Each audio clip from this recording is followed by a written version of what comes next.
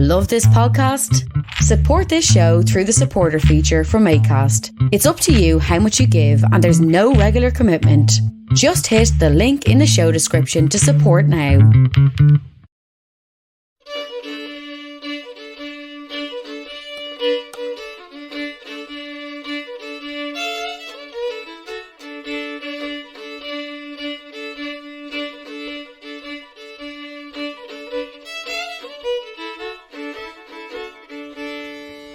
Good evening, Eddie Lenihan here again, and this evening I'd like to talk to you about trades, cardana. Now, I had a very humorous, although it needn't have been humorous, experience recently. My dishwasher gave up, and I have a friendly repairman. I have been with him for years, be it for washing machines, dishwashers, well, not so much dishwashers because I haven't had one for too long, but other electrical appliances. And it gave up, and I asked him to come out, and after a while he did, because he said he was busy, and I could believe that from him. But eventually he came, and he repaired it. He told me what was wrong. He repaired it, and it lasted one wash when it gave up again. Now, I rang him, and he said he'd be out as soon as he could. It took him 3 weeks. He fixed it. It gave up again after a couple of washes. And he said, "I'll have to take it away." I said, "Take it where you like, as long as you can fix it."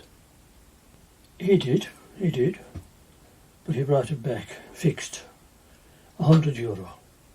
No, he wasn't robbing me.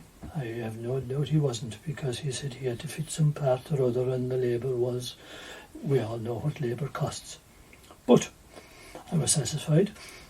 I turned it on when it was filled, and again, one wash. So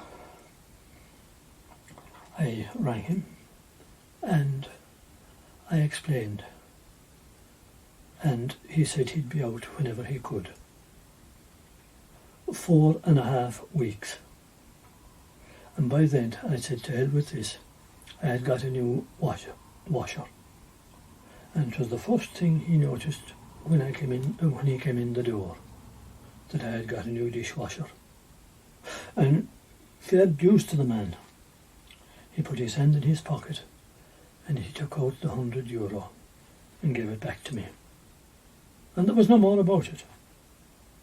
Now, we settled up. There was no more about that, and the only thing that I want to say is, I was thinking afterwards, what about people putting their children through university at huge expense?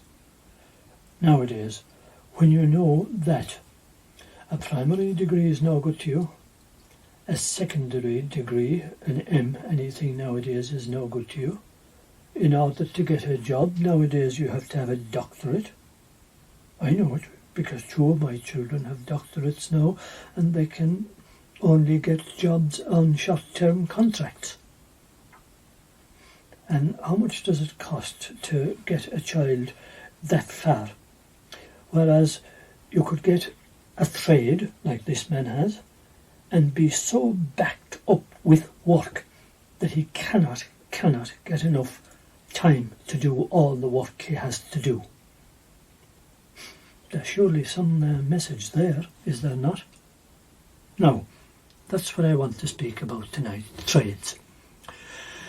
And the first trade I want to speak about is the trade of the smith. Because in my collecting stories over the last 44 years, the smith I have found, gabha, the blacksmith, was the most highly regarded of all. And the reason why was that he made all the tools for the other tradesmen. And the other thing was, it was believed that the blacksmith could put a curse on you. How? He could turn the anvil around on you. That was believed, and if the blacksmith turned the anvil on you, bad for you, very bad for you. But there was a positive side to the forge. It was believed that there was a cure in forge water.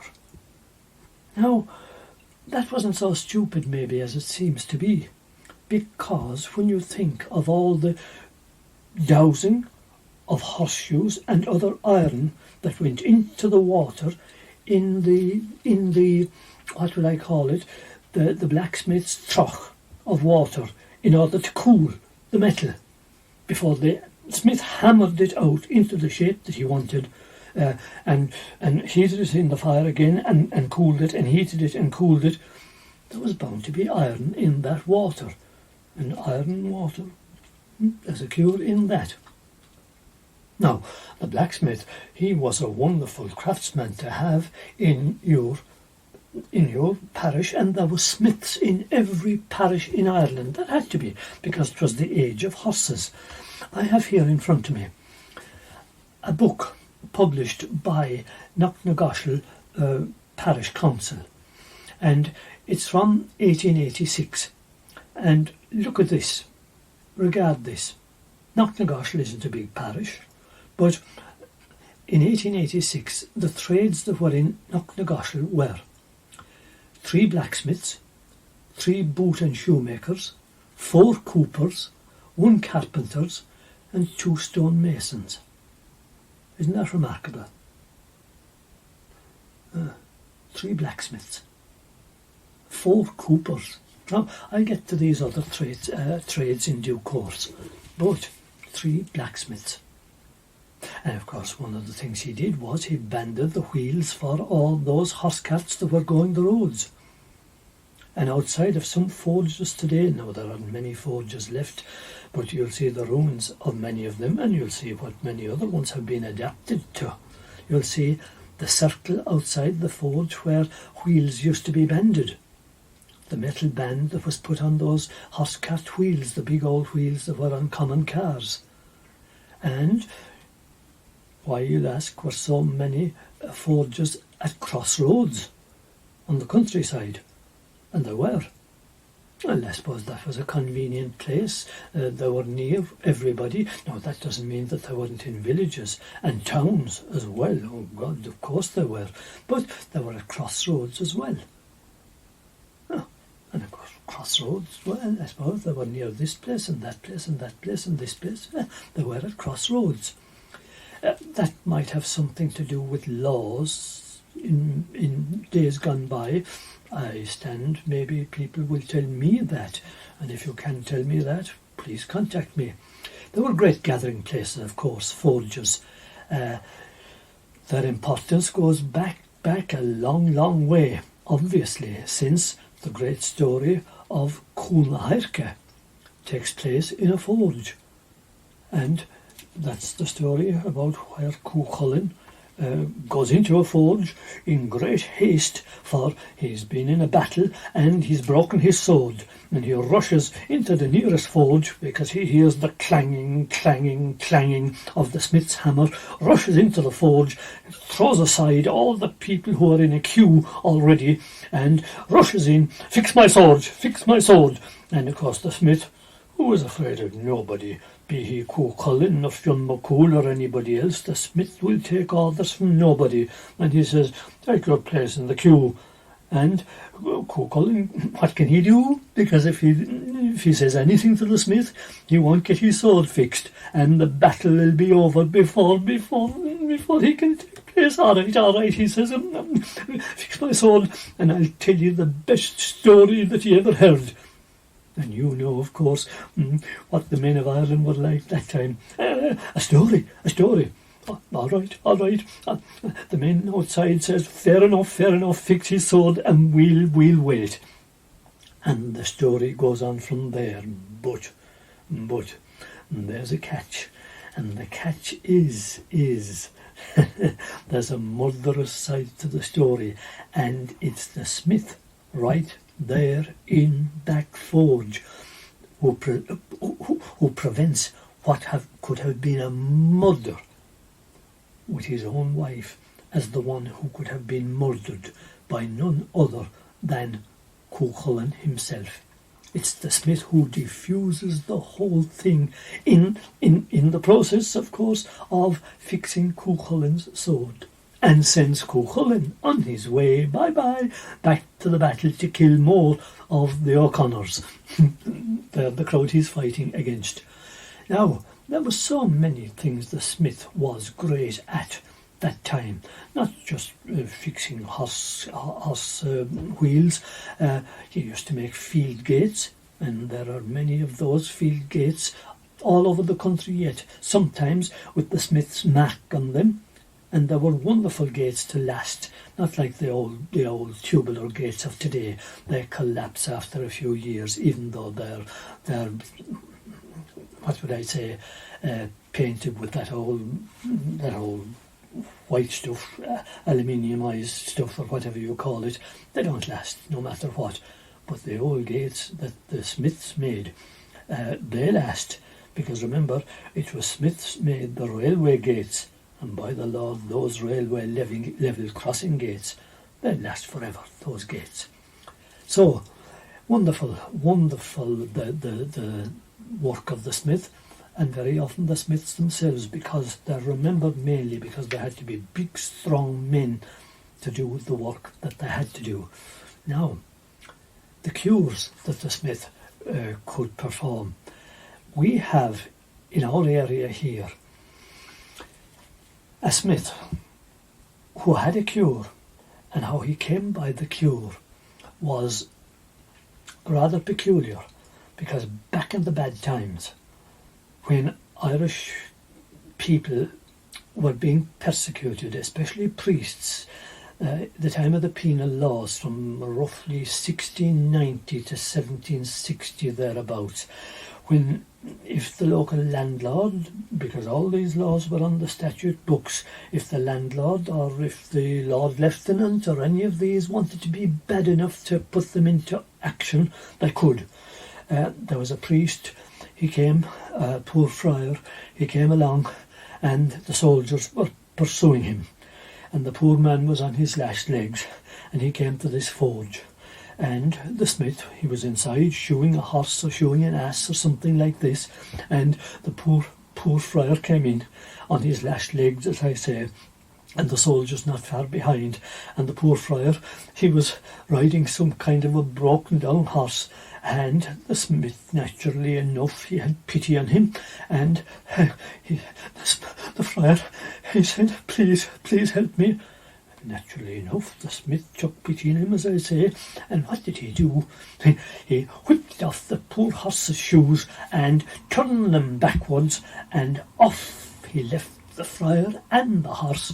And when the soldiers came in a short time later, well, he says he went that way, and of course the soldiers saw which way the friar had gone, the opposite direction, as they thought, with the shoes backwards. Off they went after him, and the friar escaped. But before the friar went, he left the smith a cure in thanks, because he was a poor friar, he had no money, and from that day onwards, that family had a cure. Right up to modern times. Many people used to go to the same family for that cure that the friar left to them. There was funny stories also about smiths. Pulling teeth, for example. I heard from one old man, he told me a hilarious story how a man from Doolin, how he went to a smith when his teeth were killing him, and there weren't too many dentists in the country that time, and the smith brought him in. Come in. No chair, no fancy anything that time. The smith threw him down in the corner of the forge, put his foot down on his chest, got the pincers, and he pinched it in his mouth, and he pulled it straight out. And there was a second one to be pulled, and he was like crazy. And the smith he says, what kind of a baby are you? What kind of a baby? Your man ran out of it, he says. The pain in my teeth, anything will be bearable, except another torture like that. Thank God, he says. He swore to me that it happened. Whether it did or not, I don't know. Anyway, that was the smith. A mighty man to have in your parish. Now, the second one was obviously the stonemason, on Sair Chlicha, because remember, you had to have some place to live. You had to have a roof over your head. And they said that the smith's trade was the one trade that never improved with the passing of time. And of course, the number of castles, the number of abbeys, the number of bridges that still survive from God only knows what. They're sure proof of that. And bridges especially, when you look at the arches of bridges, and you look at the number of bridges that were built for horse traffic only from an age gone by, and when you see the number of articulated trucks and trailers going over those same bridges now that were never built for that traffic, and they still survive. Isn't it a wonder? The craftsmen that built those. Wonderful entirely. But surely the most famous mason that ever lived was the Gabha Sair. And there are stories and stories and stories told about him and his adventures. I could fill a whole programme about him and the humorous things he did. And his wife, the clever woman she was. One of those stories is about the Gabha Sair and the King of England, and how he was asked to go over, his fame was so great, and build a castle for the King of England. Now, the King of England, he wasn't satisfied with the castle he had. He heard about the Gabha Sair and his fame at building, and he invited him over to build a castle. Now, there was a bit of suspicion. The Gabha Sair's wife said, that lad, I don't like it. But go on and leave something here after you. Something you'll need. And that's exactly what the Gabha did. He went over anyway, and he drew out the plans for the castle, and he put the workmen over in England working on it. Well, they made great progress, and up and up and up along the walls, and the King of England, he was fascinated because it was a better castle than the one he had. But when they got up almost to the point of it, he said to the King of England, Oh, we're missing something here. You see that point of it up there? I can't build any further without a special tool I have at home to complete that. I'll have to go home to get it. No. Hold on a minute, no, because the King of England knew very well that if the Gabha went home, he'd never come back. And he might build another castle the like of this one for somebody else, and he only wanted one castle like this. No, he said, I'll send over my son, and he'll bring it back. Isn't that all right? All right, says the Gabha, that's fair enough, and the King of England's son was sent over. But of course, the Gabha's wife, she was no fool. And as soon as the King of England's son, the Prince of Wales, I suppose he must be even at that time, arrived and asked for the thing and explained what was wanted for, he had been listening, of course, to the directions. She knew precisely what to do, and she says, come on upstairs, sonny, I'll show you where it is. It is above in a big box. And she brought him upstairs, inside in their own house, and opened the box, and she said, look in there now. And as soon as the prince looked in, she caught him by the legs, kicked him in, and down went the cover, and she turned the key. She said, that's where you'll stay now until my husband comes home. And immediately she sent a message over to England to the same effect. And of course, the King of England was caught. Her husband, the Gabha, had to be sent home, and when he arrived home, they allowed the prince to go home to his father. Very, very courteous and honest people. And of course the King of England was raging that his castle was never completed. But that's the way I think. Smart people, stonemasons. Now, my next one would have to be the shoemaker, the carpenter. Because what good would a castle or any other building be without something to put inside it, some bit of furniture? The carpenter, of course, he was a great man to make tables and chairs and the old-style dressers, but they weren't the only things he made. He made horse cars, and he made stairs, and he made small house gates, even though now many of these smaller items, farmers, they could make their own. But also, what carpenters used to make was, excuse me, I must have a little drop of this that I'm drinking. They'd make coffins on the side, and of course that's where a lot of carpenters came into their present business as undertakers, because it was often found that, you see, coffin makers, it's a steady business. It'll always be there. People will always be dying. So often carpenters decided, well, wouldn't it be nice to go into that trade and have the carpentry on the side? And very often then they invested in the hearse and the horses, the 2-horse hearse, a lovely bit of machinery, a lovely bit of equipment it was in its day. And nowadays, of course, you can see that, well, the hearse, there's something stately about them and the way they creep along.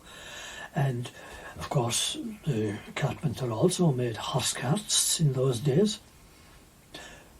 But horse traps,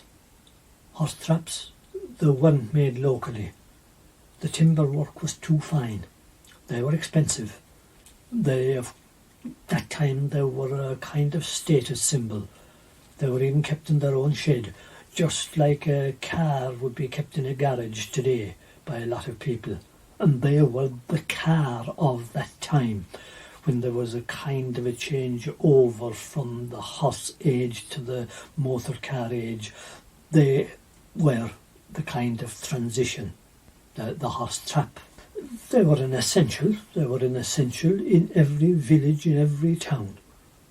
And many villages had several of them, because they roofed houses as well. And as I said at the start, what could you do without a carpenter? It was all very fine to put up the stone walls, but there was no comfort in stone walls only.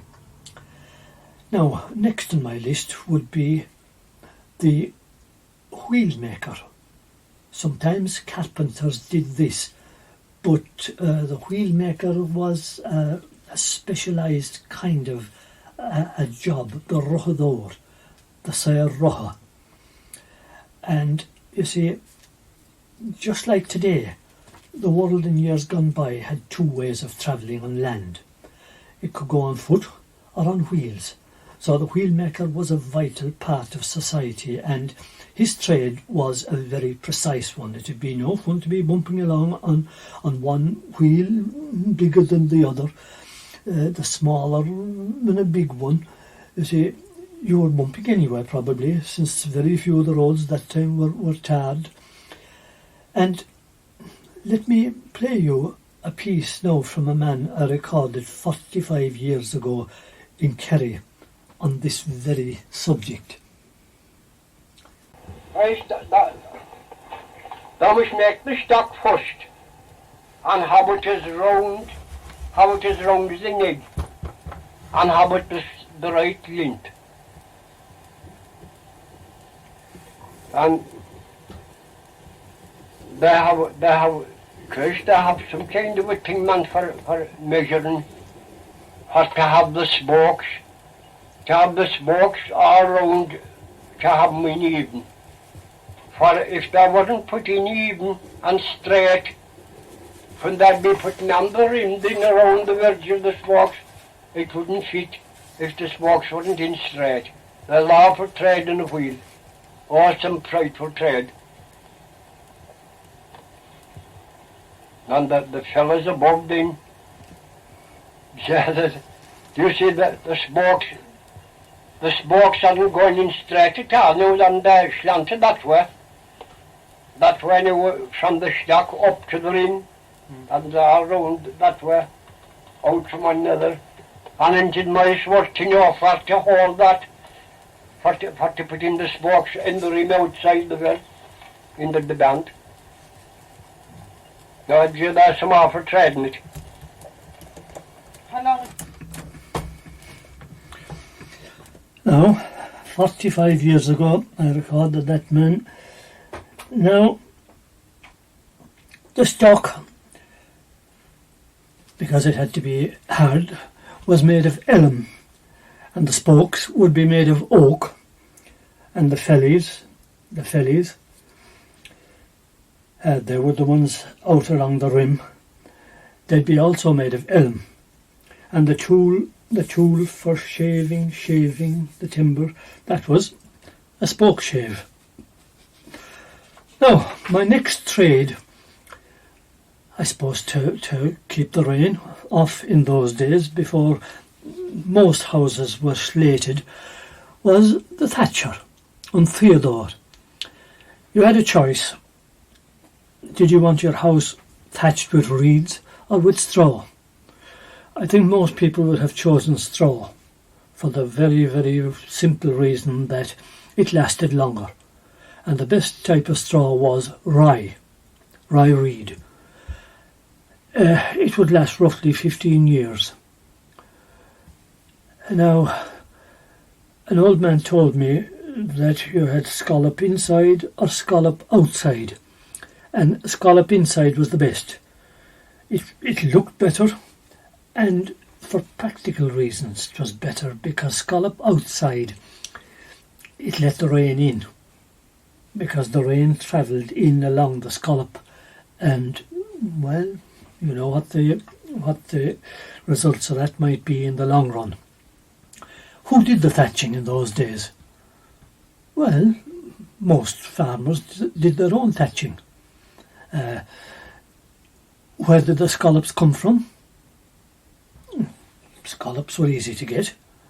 They could either be hazel or they could be sallies, osiers.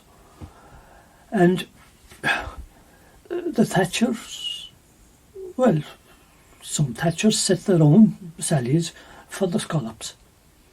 But hazels were reasonably easy to come by, and they were great. There was great lasting in them. Now, the next one was the tailor. and of course, the tailor was also a very, very popular man, because, well, did you want to go around naked?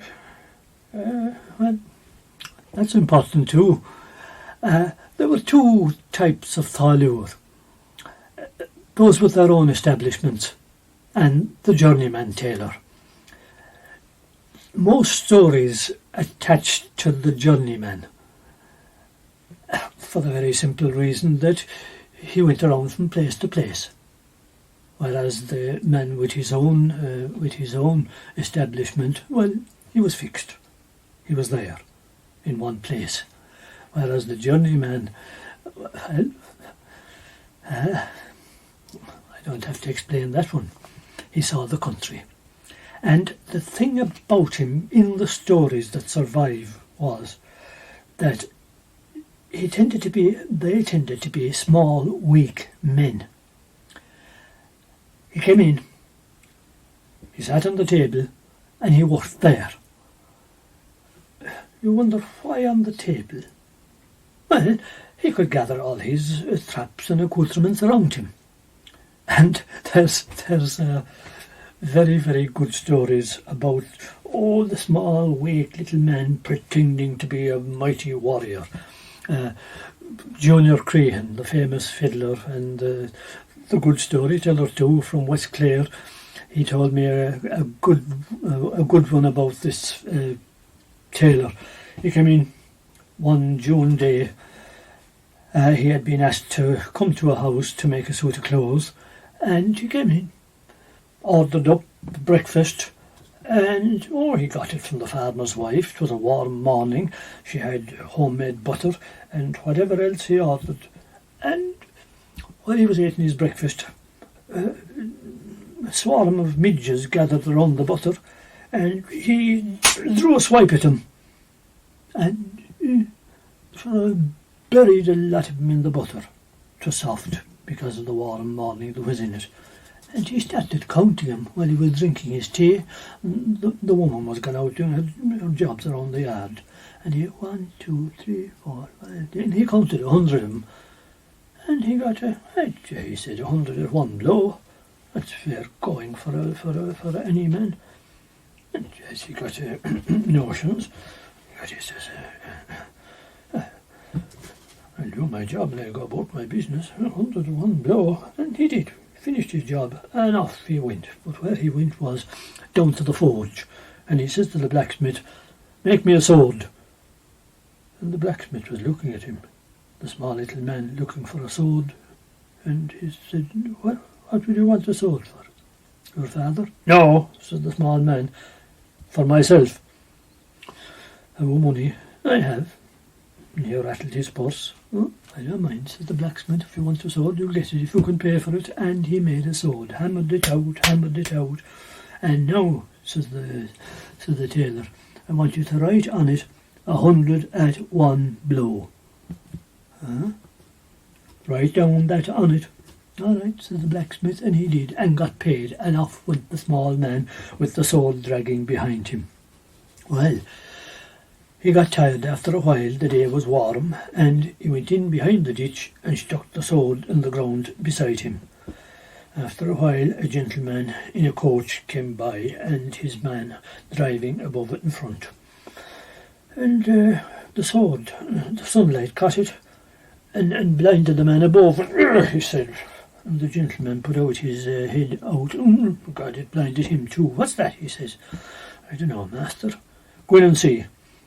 And the man, the driver, got down off of the coach, and he looked in over the ditch, and there he saw the tailor asleep, and the sword stuck on the ground beside him.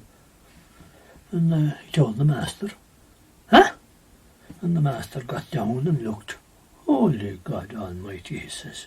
And he woke up the small man. Hey! Huh? Said the tailor. What are you doing there, and where do you get that sword? Oh, that's my sword. Do you want to read it? And he held up the sword. 100 at one blow.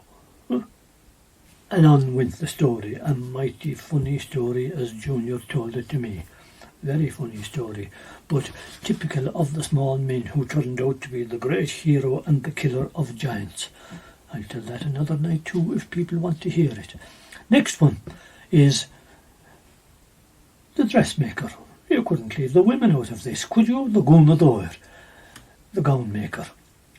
But, strangely, I never came across, in 44 and a half years of collecting, I never came across a story about a gunador, a dressmaker. Why? Maybe in the society of that time women would go to town to buy their new clothes. Maybe they wouldn't let it be said that they'd lower themselves to getting their clothes made.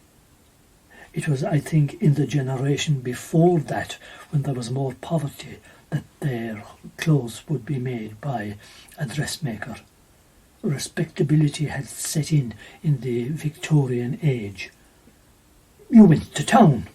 That survived up to very, very recently. Dressmaking, I would think, is probably gone out with 2.5 generations by now. Whereas the tailor making the suit for the funeral or for the wedding or for the respectable generation for the men isn't gone out that long. I had many, many stories about that. Now, the next one is the shoe of the bootmaker on Gracie. One of the basics, of course. Although you hear many, many stories about people who had no shoes in Ireland, especially the children going to school for all of the summer and any of the fine weather, and no shoes. Their feet got hard, and although their toes very much got cut, their nails got broken, hitting them on, remember, untarred roads, dirt roads with big stones. Their feet must have been fairly cut. But every village had at least a shoemaker or more, as you see there from the Knocknagoshel one, 2 or 3 shoemakers. But makers, were there? No. There were shoe repairers. Few of them actually made the shoes or boots from scratch. That was done in factories in bigger towns, as can be seen in any 6-inch Ordnance Survey map. Go to that and you'll see that there was boot factories. In Tralee, for example, there was several boot factories, and the same would have been true of any town in Ireland. There was boot factories. But you would have boot repairers, and you'd have shoe repairers, shoemakers. I remember well in my father's workshop, even though he was a harness maker, there was always a pile of shoes to be half soled and tipped, metal tips to be put on the heels of them, because even today you can watch people's feet and you see the way some people go in and some people go out. And there was always a heap of these shoes to be sold or half sold, and boots to have their hobnails replaced, and more. People were walking in those days. I still have his last, and his various hammers, and his tack riser, etc. And I wish I could use them with the skill he did, but what'd be the point? Who'd bother repairing shoes nowadays when they could wear out? When they could buy cheap new ones? Nobody does that kind of thing anymore. People just throw them away. Good night, and thank you for listening.